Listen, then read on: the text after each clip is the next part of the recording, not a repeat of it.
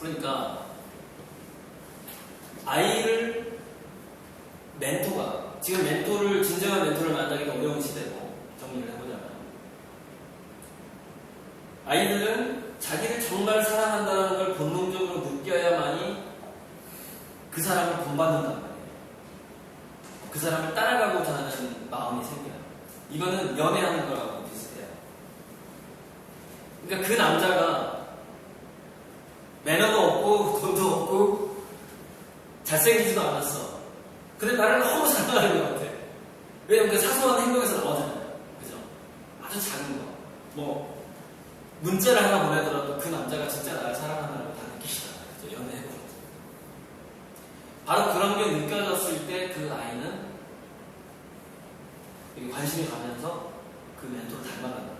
그러니까 아무리 훌륭한 멘토를 만나도 그 멘토로부터 사랑을 받지 못하면 아이들이 바뀌지 않는데 그래서 여기서 나오는 결론 우리 아이들의 멘토는 엄마가 될 수밖에 없다. 몇 퍼센트? 99%. 99%의 가정에서 자기 엄마가 그 자식의 엄마는 자동적으로 사랑하니까 사랑해라 말아라 이걸 이유가 그거는 이제 기본으로 빨고 들어가는 거니까. 그렇기 때문에 아이들은 자기를 사랑하는 존재가 엄마라는 걸 당연히 본능적으로 알고 있어요. 그래서 뭐냐면은 학교에 보내고 아이를 학교에 보내고 훌륭한 선생님을 만났으니까 어우 다행이다 그러고 자기는 집에서 계속 들어보는 거예요. 이렇게 그랬어. 안 된다는 거예요.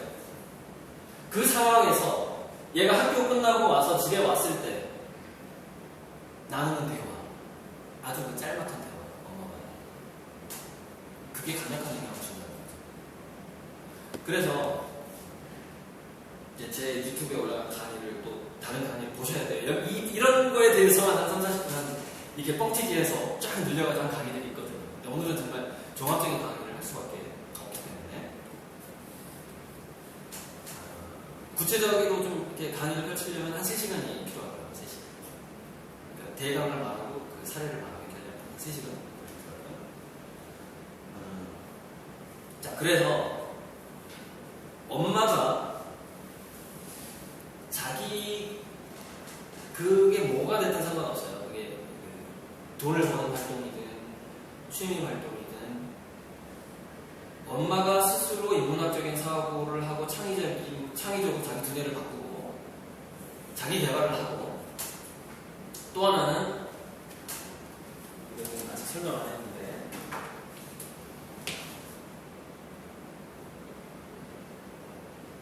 엄마가 자존감을 스스로 확대시키지 않는다면 자기 자녀가 사회에서 변화가 될 확률은 1%밖에 안 된다는 것을 알고 사시면 돼요. 1%밖에 안 돼요. 절대 동기가 안 돼요.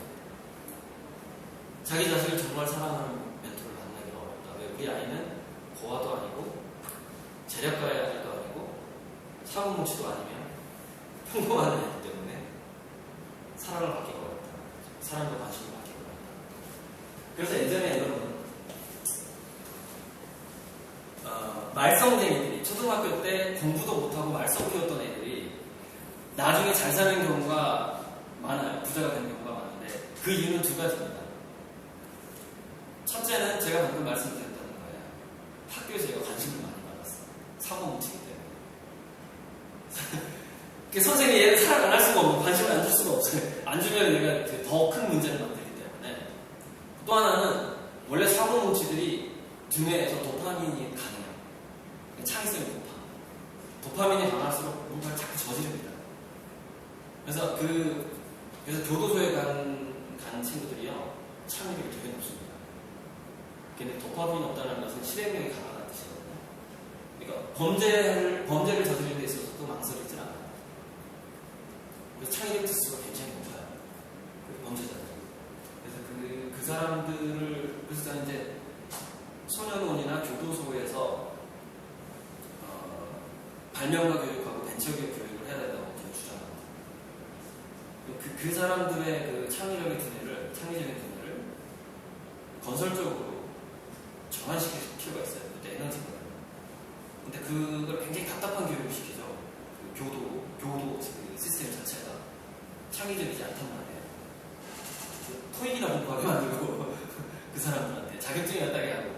그 정도는 안 돼요. 그렇게 해가지고 우리가 창의적인 두뇌를 사회에서 효율적으로 쓸 수가 없죠. 아무튼 그런 거고요. 제가 바벨절까지 전략 구체적으로 제시를 안 했는데 이겁니다. 자기주도성 몰입이라는 것은 몇 가지 원칙이 있어요. 이 중에서 아이가 아직 어린 사람들이 있을 겁니다. 첫째,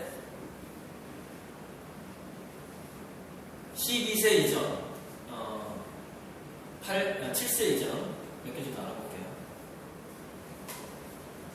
3세 이전이 있어요.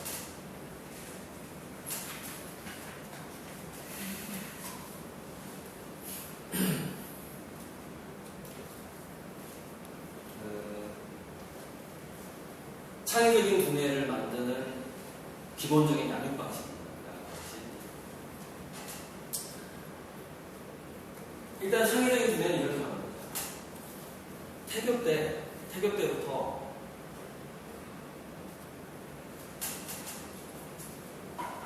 아이가 뱃속에 있을 때 자기가 즐거워하는가가 첫 번째 순간. 3번. 즐거워. 그래서 어떤 연예인 부인이 자기는 하이힐을 신지 않으면 안 된다는 거예요. 그래서 8개월인데 자기는 하이힐을 신어야 되겠다. 그때 이제 의사는 굉장히 고민을 해요. 왜냐면 하이힐이 위험하거든요. 몸무게가 늘어나기 때문에. 다칠 수가 있잖아요. 근데 그 의사가 이렇게 상담을 해줍니다. 산모가 즐거운 게 우선이다. 하이힐을 신겨라. 이거예요. 그게 첫 번째 조건이고요. 태어난 이후에는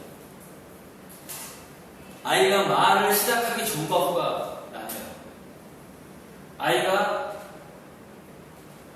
문장을 구사하지 못하고 아이마다 좀 시기는 틀리겠죠. 한 단어 정도를 구사할 정도까지는 굉장히 수다쟁이 엄마가 필요합니다. 그리고 그 엄마가 그 아이를 업고서 다양한 사람들을 만나서 수다를 막 떨어야 돼요. 그리고 여러분 등에 엎인 아이가 이 세계의 여행을 가면 모를 것 같잖아요. 아이들은요, 무의식이 완전히 열려있기 때문에.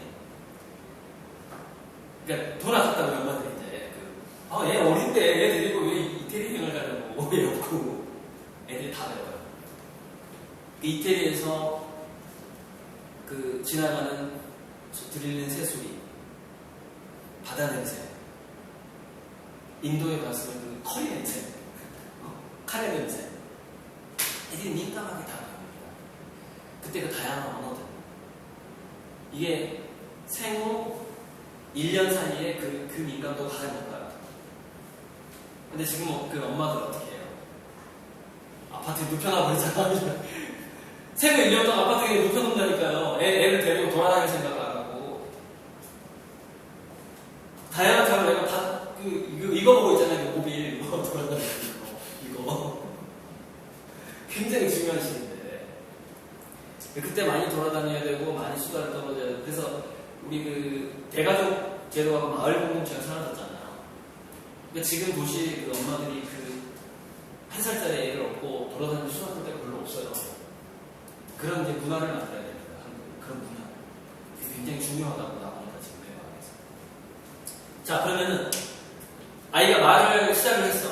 그 다음에 뭐가 중요하냐면은 문장을 만들고 말을 하는 데 있어서 주도권을 엄마가 아이한테 주거나, 이게 굉장히 중요하고 대부분의 엄마들이 실수하는 겁니다.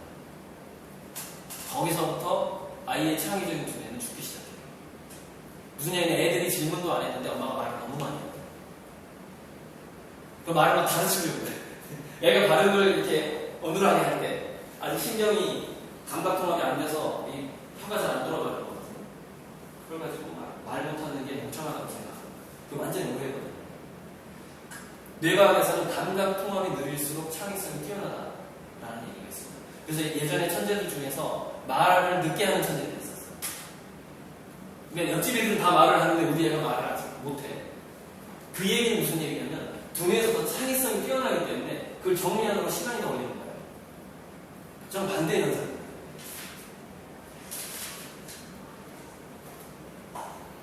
난독증이 있는 사람들, ADHD가 있는 사람들이 창의성이 뛰어나요. 오랫동안 정리가 안 돼요. 그 뉴런하고 시냅스의 양이 더 많아요. 그 친구들이.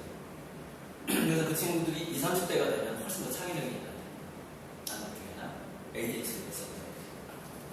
자, 어쨌건 그래서 거기서 그러면은 아니 애가 물어보지 않았는데 내가 막 수련하는 거야.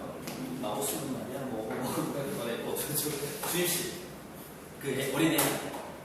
그럼 그 어린애는 뭐를 잃어버리냐면 이걸 잃어버립니다. 자기 주도성을. 아까 제가 말씀드렸잖아요. 그래서 말을 시작한 아이와의 그 교육학 책에 이렇게 나옵니다. 말을 시작한 아이와의 그 언어의 양을 1대1을 절대 넘으면 안 된다. 엄마가 말하는 그 분량하고 아이가 말하는 분량이 1대1을 오버하면 안 된다. 엄마가 더 많이 말해버리면 얘는 자기 주도성이 떨어집니다. 나중에 창의적인 얘기를 하면 확률이 확 줄어들어요. 그게 이제 3살 전후의 문제고, 자, 그 다음에 3살에서 7살 사이에는 뭐를 조심해야 되냐면 과잉보호를 조심해야 돼요. 자, 보세요. 아까 제가 유치원에서 지능을 결정하는 가장 큰 인재가 뭐라고요?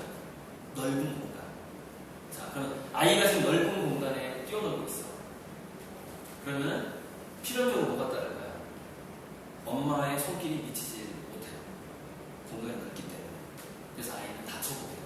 다치게 돼요. 뛰어놀다. 3살부터 7살까지는 뛰어놀다가 다치는 경험이 굉장히 중요합니다. 그게 회복 탄력성이에요. 나중에 3살이 돋는 거를 경험한 아이만이 30대 이후에 사업이 망했을 때 새로운 사업을 다시 읽을 수 있다는 생각을 하게 됩니다. 심리가 그렇게 전이가 돼요.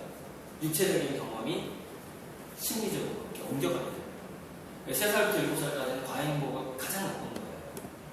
뛰어놀지 못하게 하고 장난감을 선택을 하든 뭐를 하든 엄마가 먼저 결정해주고 이런 것들이 이제 걔를 AI한테 AI 로봇한테 직업을 뺏기는 사람으로 만드는 과정이죠. 그리고 또 하나는 배고프지 않게 하죠. 그러니까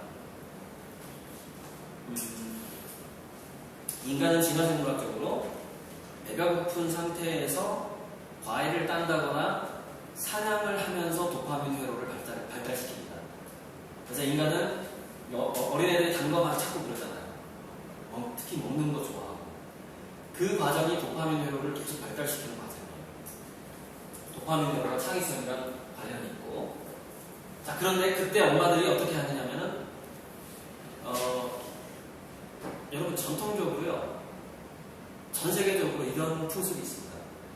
아이가 5살이 넘으면 부엌에서 요리를 시킵니다. 이게 고대로부터 풍속이에요. 옛날에 나는 그런 풍습이 왜 있었는지 몰랐죠. 뇌과학을 공부하기 전까지. 뇌과학을 공부해보니까 아이들이 직접 요리에 참여할 때, 즉 엄마한테 이렇게 얘기하는 거예요. 엄마한테 내가 이제 말을 하기 시작하니까 엄마 지금 배고파. 그랬을 때 그래? 지금 그럼 같이 요리를 시작하자. 너는 파를 썰어라. 나는 쌀을 씻겠다. 이 과정을 어렸을 때 애들이 많이 체험할수록 창의력이 계속 좋아집니다. 왜냐하면 도파민 회로라는 것은 내가 미래에 먹게 될 음식에 대한 기대감이거든요. 그게 마시멜로 시험에서 만족지연 능력하고 바로 연결됩니다. 그래서 무슨 얘기냐면은 아이가 배고프다는 소리도 하기 전에 밥상에 밥을 채워주는 엄마는 최악의 엄마입니다. 최악. 자기 아이의 창의성을 계속 죽이거든요.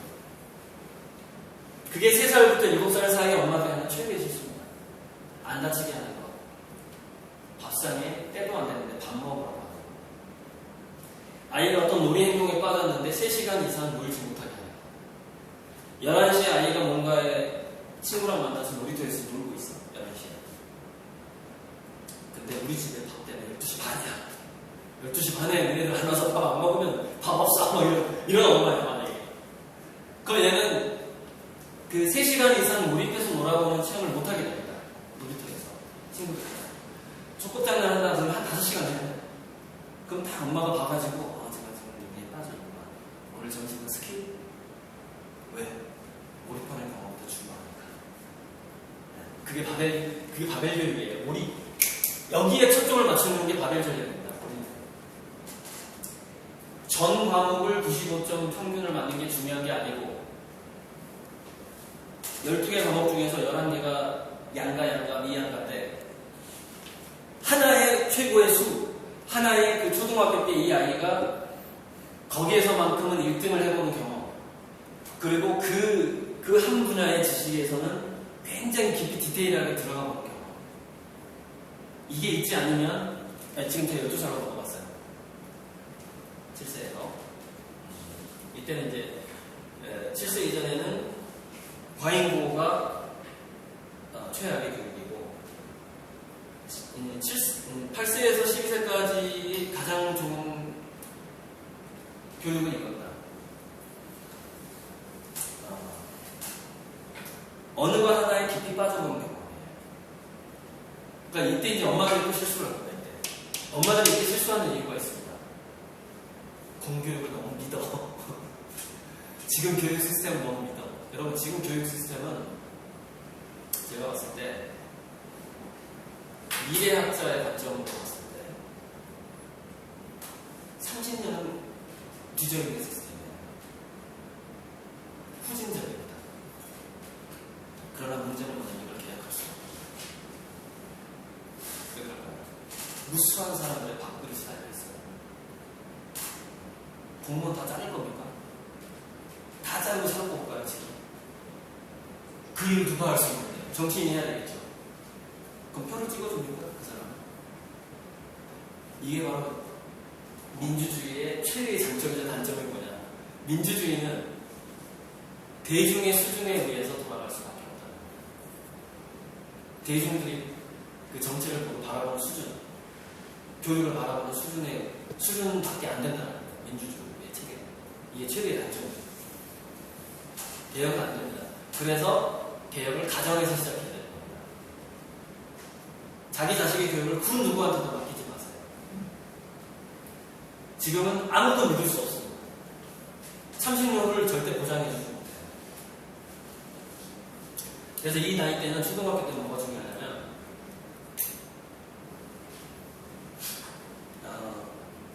평균 점수가 좋은 것보다 몰입해본 어떤 주제가 있는 것이 훨씬 중요합니다. 그게 예체능이 됐든 과학이 됐든 수학이 됐든지 간에.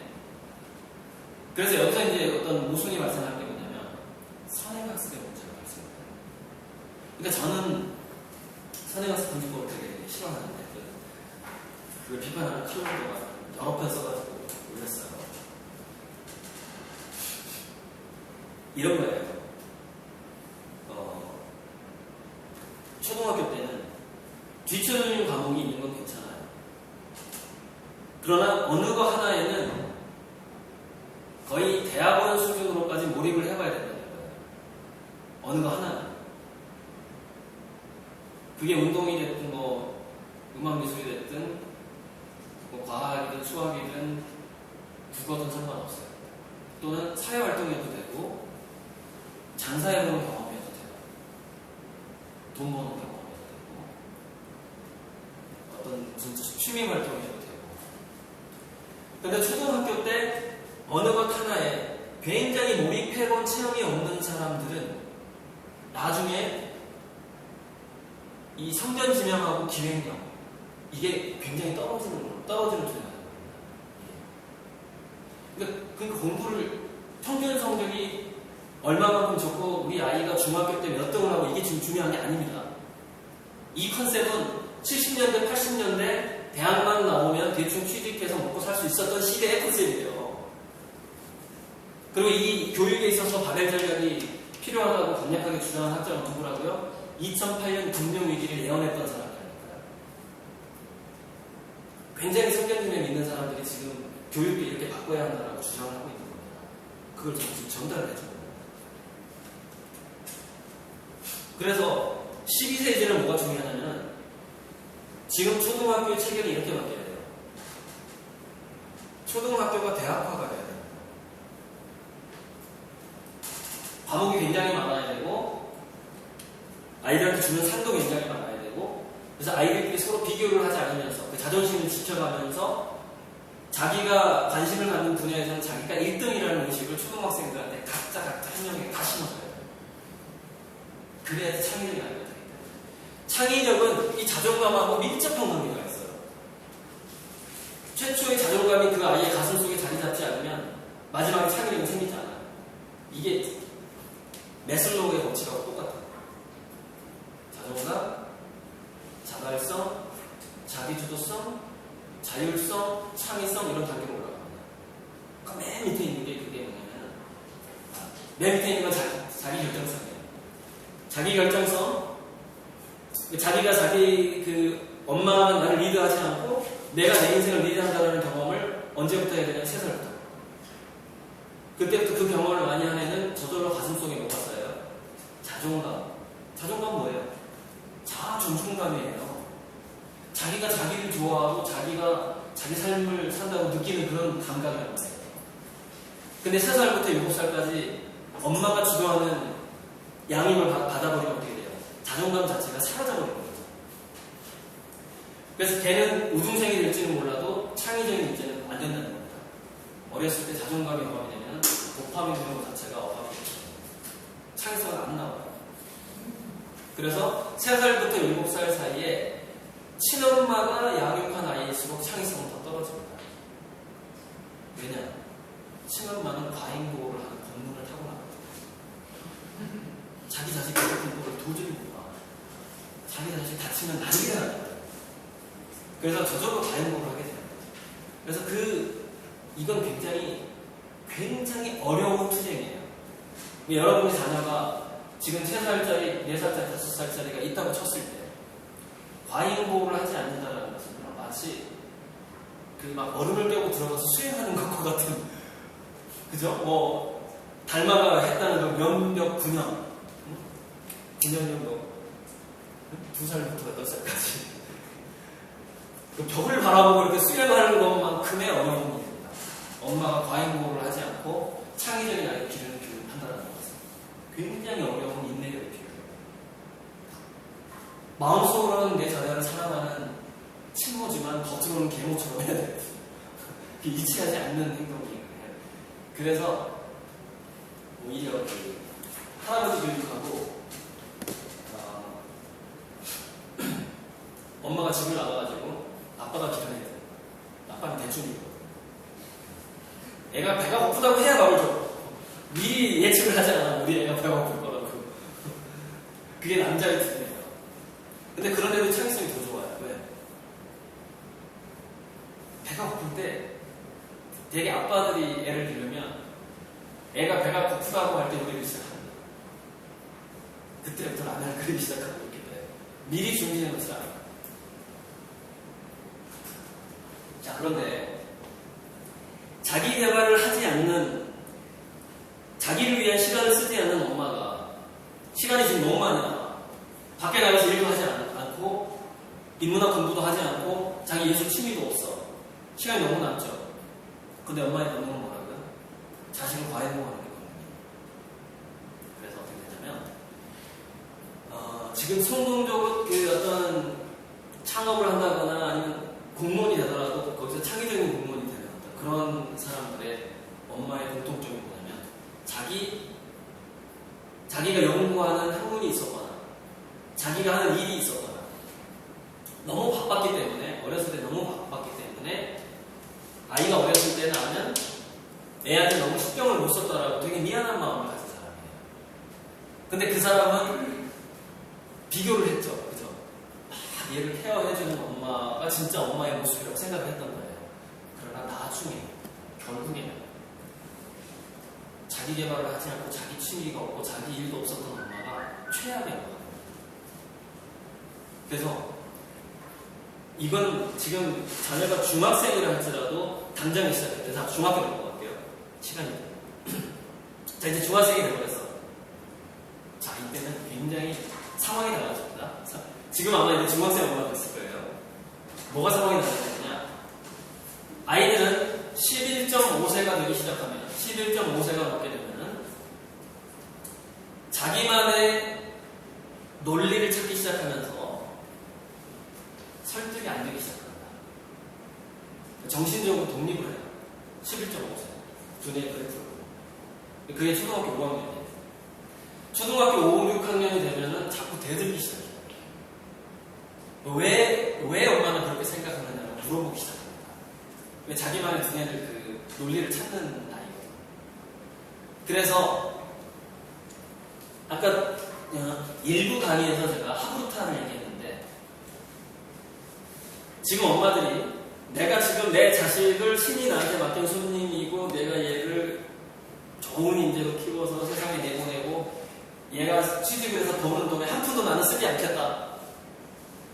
나는 그냥 얘만 잘 기르는 게 내 인생이고 내 미래의 삶은 내가 알아서 개척을 하겠다. 남편하고도 내 인생 상관없다. 내 인생은 내 인생이다. 이런 생각을 갖고 10살까지 우리 아이를 기르지 않았다면 초등학교 5, 6학년이 됐을 때 자기 자식한테 완벽하게 손을 떼세요.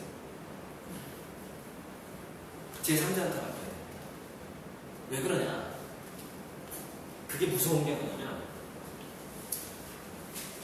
자존감이 낮은 엄마한테 양육을 받았던 아이들은 이걸 경험하게 됩니다.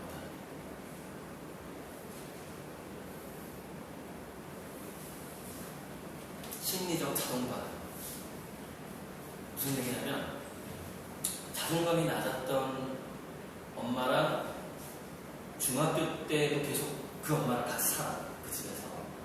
근데 이 아이는 그 엄마한테 어렸을 때 양육을 받았잖아요. 그죠? 근데 학교에서는 자기를 사랑해주는 멘토가 없어. 그러면 그 엄마의 자존감 상태에 계속 반성적으로 머물려고 하는 심리 반응이 나타나는 거예요. 그래서 자기 자신은요, 자기 엄마의 수준을 뛰어넘지 못합니다. 좋은 남편의 유전자를 받아서 얘가 IQ가 좋을 수도 있어요. 그러나 정서적인 반응이라든가 세상을 대하는 그런 느낌들 있잖아요. 그런 것들은 되게 그 엄마의 영향을 받게 돼요. 그래서 여러분 위인들의 엄마, 그 위대한 사람들을 키우는 사람들 다 누구라고요? 10명 중에 1명만 아빠예요. 90%는 다 엄마가 그 자식을 만듭니다. 90%. 통계 조사를 한번 해보세요. 그렇게 되는 이유는 또 이제 임신 때 아이랑 엄마가 유전자를 교환하기 때문에 유전자를 교환하고 뉴런세포로 교환을 해요. 그래서 정서적으로 신체적으로 아이들은 엄마가 가지고 있는 현재의 이 자존감의 상황을 실시간으로 영향을 받게 돼요. 그러니까 지금 여러분들이 저한테 인문학 강의를 듣고 있는데 이거 굉장히 포괄적인 인문학 강의예요. 인문학 강의를 듣고 있는데 이 순간에 여러분들 자녀는 학교에서 학원에서 집중이 잘 되고 있습니다. 왜? 실시간으로 영향을 받습니다. 엄마들의 착각이 뭐냐면 이제 학교 보냈으니까 놀아야지. 학원 보냈으니까 이제 학원 선생님 케어하겠지 뭐. 그리고 자기는 자기 개발을 안 해. 근데 그 실시간에 자기 엄마의 두뇌가 그 자식하고 연결되어 있다는 사실을 까먹고 있는 거예요. 그래서 굉장히 그 위대한 성과를 내는 사람들의 그 부모를 한번 잘 보세요. 아직도 뭔가 활동을 하고 있습니다. 나이가 60이 됐는데 70이 됐는데 80이 됐는데 그 아빠 말고 그 엄마가 뭔가 사회적인 활동을 하고 있고 뭔가 자기 개발을 하고 있고 그 지역사회에서 봉사를 하고 있다거나 아니면 뭐 농사를 계속 짓는다거나 여러분 농사를 짓는다는 게 굉장한 겁니다. 왜냐하면 자연이라는 것은 카오스예요. 혼돈이란 말이에요. 이게 이제 나와요. 원초적 카오스라는 것은 12세 이전에 가급적 자연현상을 많이 접한 애들이 이 원초적 카오스를 자기 무의식에 축적을 하게 됩니다. 왜냐하면 자연이라는 것은 지구상에서 단세포 생명체가 생긴 지 45년 동안 자기 자신을 적응시켜온 생명체 시스템입니다. 그래서 초등학교 때까지 자연체험이 많을수록 그 아이는 30세 이후에 인공지능에게 직장을 뺏기지 않는 아이가 될 확률이 아주 높아요. 그래서 실리콘밸리에서는 자기 자식들을 발도록 하게 됩니다. 실리콘밸리의 IT 기업에서 돈을 어마어마하게 버는 사람들이 몰려있는 지대거든요. 근데 실리콘밸리에서 가장 인기 있고 그 중간에 차지하고 있고 최고의 연봉을 받는 사람들 보내는 학교가 바로 스마트폰과 컴퓨터가 없는 학교를 보내요. 심한 사람은 15살 때까지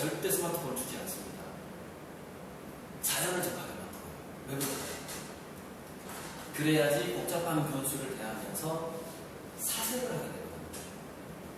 스마트폰이 주어지게 되면 그 아이는 사색을 하는 아이가 아니라 검색을 하는 아이로 바뀌어버렸어요. 검색은 뭐예요? 답이 바로 나타나는 거잖아요. 답이 바로 나타나면 인간은 의문을 품을 시간이 줄어들게 됩니다. 그래서 12살 이전에 이미 그 두뇌가 세팅이 되면 그 아이가 나중에 질문을 하는 아이가 되지 않아요. 그래서 실업자가 될 확률이 아주 많죠. 국가에서 주는 그 40만 원 이하의 돈을 받아가면서 집단 농장에서 살아가게 되는 확률이 올라가요. 자, 그래서 중학교 때 이제 동기부여 어떻게 해야 되느냐. 그래서